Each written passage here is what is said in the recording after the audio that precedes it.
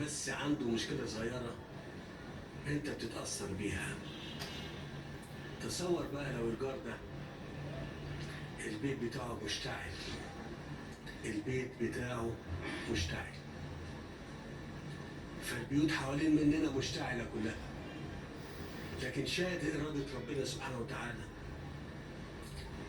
أن تظل مصر آمنة مطمئنة،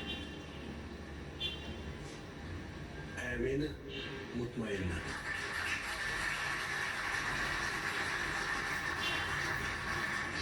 يمكن تكون في صعوبات وفي تحديات موجودة، لكن الأمر المهم إن احنا نفضل ثابتين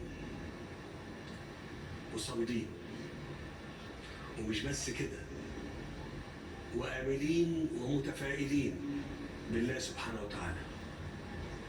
عايز أقول لكم، والكلام ده أنا يمكن قررته كتير، مصر بتدير سياستها بشكل يعني يهدف في الأول وفي الآخر إلى السلام والتنمية والبناء والتعاون. دي سياستنا منذ يعني مش بس حتى عشان أكون منصف، مش بس حتى في الفترة اللي احنا تولينا فيها المسؤولية، لا حتى قبل كده. وكنا دايما حريصين على ان احنا يعني لا نتطلع ابدا خارج حدودنا، يعني حدودنا اللي احنا موجودة منذ مئات وآلاف السنين لمصر هي الحدود القائمة، ولم يكن لمصر أبدا تطلعات لتجاوز هذه الحدود أو الطمع في حدود أو في أرض أو في قدرات الآخرين. كنا دايما راضيين باللي ربنا سبحانه وتعالى يعني أعطاه لنا وبنعمل بيه. المرحلة اللي احنا موجودين فيها مرحلة صعبة جدا، وانا مش عايز اقول كلام كتير، اكيد انتم متابعين كل شيء، واحنا بنبذل جهد كبير جدا جدا لاحتواء التصعيد اللي موجود والاقتتال اللي موجود، وبنحاول نصل الى وقف الاقتتال وايضا التخفيف عن الشعب الفلسطيني في قطاع غزة. واتصالاتنا لا تنتهي.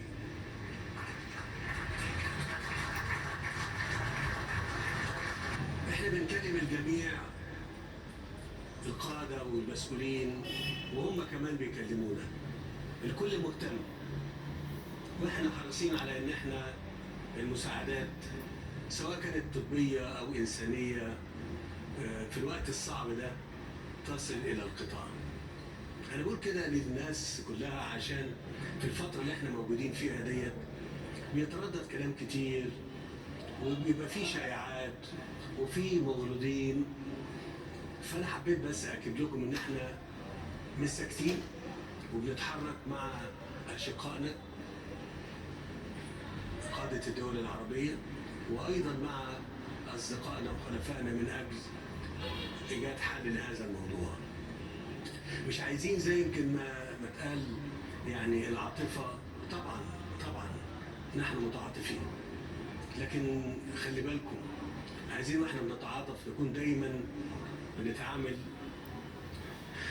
يعني برضو بعقولنا عشان نصل الى يعني الى السلام والى الامان بشكل يعني لا يكلفنا الكثير، لا يكلفنا الكثير. ده مش معناه ان احنا مش عايزين نتكلف، لا، احنا بنقول احنا مستعدين نتكلف في اطار قدراتنا وفي اطار امكانياتنا. واحنا لم نسبب مشكله لحد، بل بالعكس، احنا بنتكلم وعندنا 9 مليون من الضيوف، انا زي ما بقول، من دول كتير قوي جم هنا مصر عشان الأمن والأمان والسلم والسلام.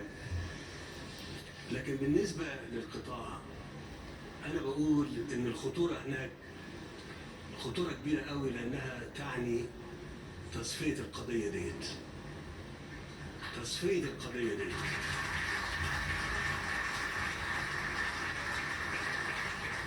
فمهم قوي إن إحنا نبقى منتبهين لده. أنا قلت الأول الرقم والناس اللي موجودة واللي إحنا استقبلناهم، عندما كان الأمر يتعلق بمشاكل يعني أمنية في بلاد هؤلاء الضيوف يعني. إنما الأمر هناك مختلف. القضية دي قضية القضايا وقضية العرب كلها، ومهم إن شعبها يفضل صامت ومتواجد على أرضه، وإحنا هنبذل أقصى جهد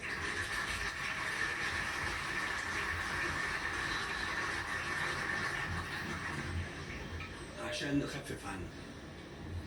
هنا بالنسبة للمصريين، أنا عارف إن التحديات بقالنا تقريبا من 2011 والظروف صعبة ومن أزمة لأزمة، لكن عزائنا إن ربنا سبحانه وتعالى بيسلم البلد ديت من كل شر وسوء. وكان الأمر مرتبط، مش هقول بحاجة بسيطة حياة وتكلفتها، لكن في فرق كبير جدا بين تكاليف حياة وبين إهدار حياة. بين تكاليف حياة ممكن تبقى غالية علينا، وبين إهدار حياة وخراب دول. مصر هتفضل بفضل الله سبحانه وتعالى باقية صامدة قادرة بيكم انتم، ومحدش هيقدر، محدش يستطيع المساس بمصر إلا من خلالكم. لكن قدرة مصر على تأمين نفسها وحماية نفسها بفضل الله سبحانه وتعالى كافية. لكن شعبها كمان هو كمان مسؤول معانا على حفظ مصر وأمنها. اوعوا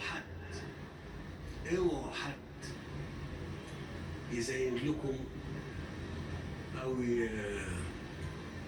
يفتنكم ويخليكم يعني كفاية خراب الدول الأخرى. مش عايز أطول عليكم أكتر من كده. مبروك